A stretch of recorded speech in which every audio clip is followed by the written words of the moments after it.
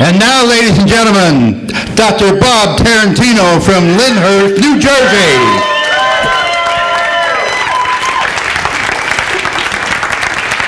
Thank you, thank you, thank you, thank you. Please sit down.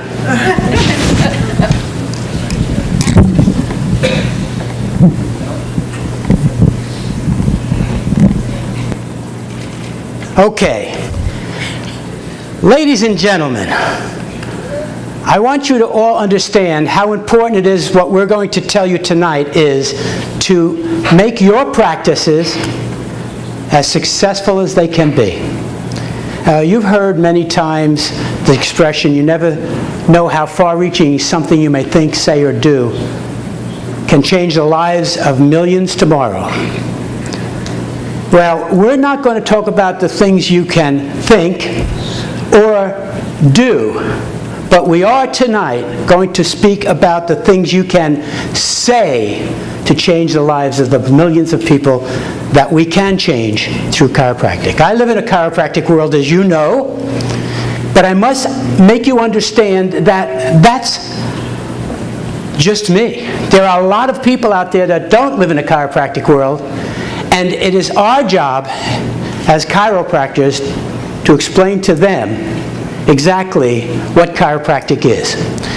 What we have decided is that it would be best to take the knowledge of disseminating the chiropractic message and dwindling it down to a very short message that people will listen to, rather than a verbose message that gets forgotten after the first 10 minutes. So what we're going to do tonight is have people come up and explain to you their messages. I was fortunate enough in 1967 to graduate from chiropractic school, and up until that time I knew nothing about chiropractic. Can you imagine that? As a chiropractor graduating from chiropractic school, no one took the time to change my life. Until such time, in 1971, I was given a message by two people, one Dr. Reggie Gold, Dr. Irene Gold's husband, and the other by a gentleman by the name of D.D. Umber. And Dr. Umber was a vice president in Life Chiropractic College, and he, at the DE meetings, used to give an orientation. We called them orientations. And so basically what we were doing was getting the message for the first time for Bob Tarantino. So we don't want that to happen to the people that you come in contact with. So that's what we're going to talk about tonight. We're going to talk about how you can change the lives of millions tomorrow with your message. Okay, this is what we call a brief encounter orientation. A brief encounter, I don't like the terminology of a doctor's report. Doctor's report of findings. It's an orientation. It's orientating you to an understanding of our philosophy and what chiropractic is. So we like the terminology orientation, the chiropractic orientation. I think these are things that you're going to have to change in your lives. If you're changing your terminology, it would be very important that you change it from doctor's reports to a chiropractic orientation. And this is a brief encounter, don't forget. This is a 10-minute encounter. So we're going to talk about the who, we're going to talk about the when, we're going to talk about the what you say, where you say it, how you say it. I'm going to give you generalizations. The people that follow me are going to give you their 10-minute presentation. Got it? I'm just going to give you a generalization of what I know each one of them are going to tell you. But I'm not going to be specific because that's what they're going to do. Who gets this?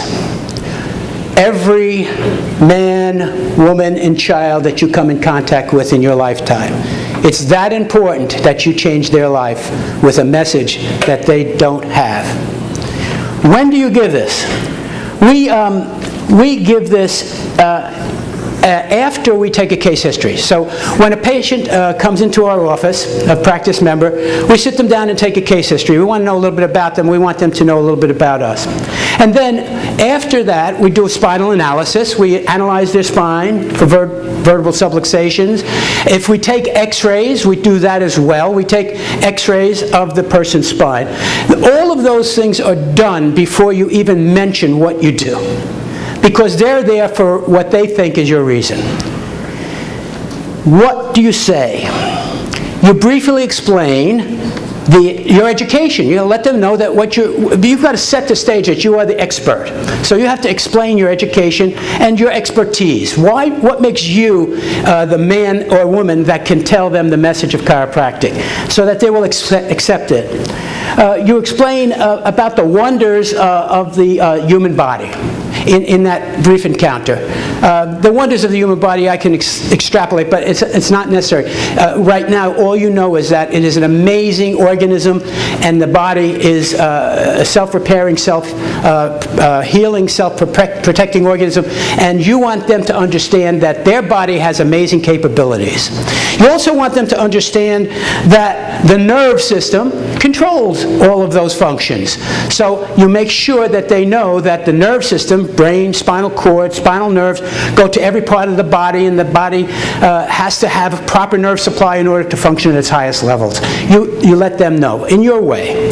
And then you explain what a vertebral subluxation is. A vertebral subluxation can be explained in many different ways, but it's vitally important that they understand in that brief encounter that that's what you do. You look for vertebral subluxations in their spine because of the ramifications that those vertebral subluxations present. Once you've done that, you explain what you're going to do to help them express themselves in a better way by giving them what we call, and the terminology is vitally important, we're not manipulating, don't forget folks, we are adjusting the spine. We are adjusting the vertebral subluxations to the best of our abilities to remove nerve interference. That's our job, and that's our only job. As a chiropractor, we do nothing else. We analyze, we detect, we analyze, and we correct vertebral subluxations, period. We don't manipulate shoulders, we don't manipulate knees, we don't do weight loss, we don't smoke ending, we don't do any of that. We don't use machines and modalities, we correct vertebral subluxations. That's what chiropractors do. Real chiropractors do that.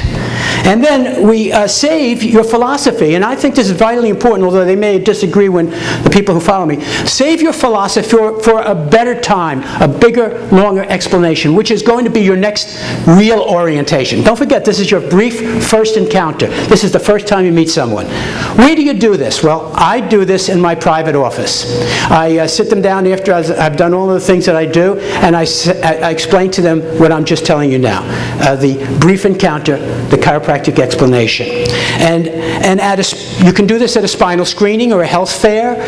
You can take 10 minutes of a person's time, or take a group of people, sit them down and explain just what I'm saying to you. And then you could also do it one-on-one. Sometimes we come into a party or a social organization and say, what is a chiropractor? Now, to sit there and amongst a bunch of people and try to explain that is kind of foolish. What I would suggest is, if you're really interested, come on, let's go into the kitchen, or let's go into another room where it's quiet, and I'll take 10 minutes of your time and my time, and then I'll lay my trip on. There's nothing wrong with doing that.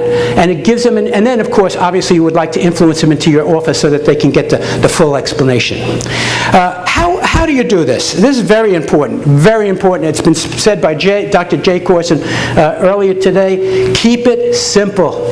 Don't try to wow them with neurology. Don't try to wow them with your expertise. Don't try to give them the verbiage that confuses them. Keep it simple. Then we're going to talk about examples relative to that person's maybe occupation. Maybe that person is a computer expert. Maybe that person is a plumber. Maybe that person is a mechanic. As we had an example of the wheels, you know, the alignment's out, but the wheels get worn out incorrectly, and so the person just keeps changing the wheels rather than changing the cause of why the wheels are wearing out. So use the person's occupation because they know that the best. The orchestra is my favorite. The conductor who is in full control of his orchestra, and if he's not in full control, the nervous system is not in full control of the human body, the parts work out of tune. They're out of sync. They're out of organization. So as a conductor, he has to be in full control of every instrument, just like the brain has to be in full control of every instrument in your body, which is every part.